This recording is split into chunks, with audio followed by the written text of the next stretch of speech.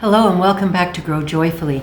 Today's the second part of my favorite tomato varieties. I know that the other video was 44 minutes long, the first one on the tomato varieties. Hopefully I can keep this a lot shorter. I felt like the introduction and clarification of some of the terms was important for the last video, so make sure you catch that if you haven't. Let's just jump right in here, continuing on after my 12 favorite tomato varieties. The first one is the gold medal, and it is an indeterminate heirloom beefsteak type tomato. It can grow up to 3 pounds, but I've never had one probably over 1.5 pounds. Lovely sweet taste, very mild. So I highly recommend this one. The next one is a green zebra. It's my first green one, my only green one that I've grown so far. And it's kind of a small globe-sized tomato, and it gets the yellow stripes, as you can see, yellow and green when it's ripe. You have to watch for green tomatoes when they get ripe, just by pushing on the skin and making sure that it gives a bit. You can tell it's ripe that way. If it's really hard and doesn't give, then that means that it's not done yet. And then there's, I can't even pronounce this one, Marmande, and it was another orange-yellow stripy tomato, also indeterminate heirloom, tasty, very good. This is from the Salmon River Seed Cooperative. Then the Tiffen Mennonite was a lovely big red tomato, very tasty, juicy, quite prolific. Love this one, Tiffen Mennonite.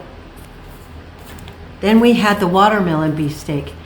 Now, for whatever reason, I have not been able to tell it from the regular red ones because it didn't stand out to me and say, I'm the watermelon tomato. No, but I do grow it. I'm going to be more careful this year. It'll be my 3rd year. Hopefully put it away from some of the other red ones. Just put it on a row that has just the yellow tomato. So hopefully we'll have more luck with it this year. Another one is the German pink. As you can see, it's a lovely red, pinkish tomato.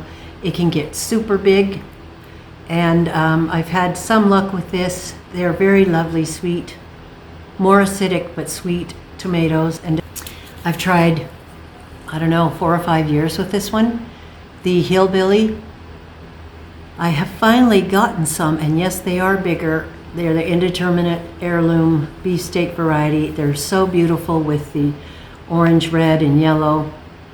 But I had to work at it. I don't know if it's better for southern climates or what the deal is. But I still strongly suggest that you try this. And then we have 3 of them that are, 2 of them anyway, that are kind of similar. The Rutgers and, oh, that's Kellogs Breakfast, never mind. Here's the Rutgers tomato. I think this and the Peron Sprayless and the Bonny Best are kind of similar old favorites. They're very reliable. I do believe that these are all indeterminate, so they are the vining type, and they grow fairly tall. These are great for canning. And actually they're great for salad, slicing, you name it. They're very good, reliable seeds. So that was the Peron Sprayless, which is a little lighter, kind of more of an orange, and almost a funny little octagon shape, a little different than the round globes.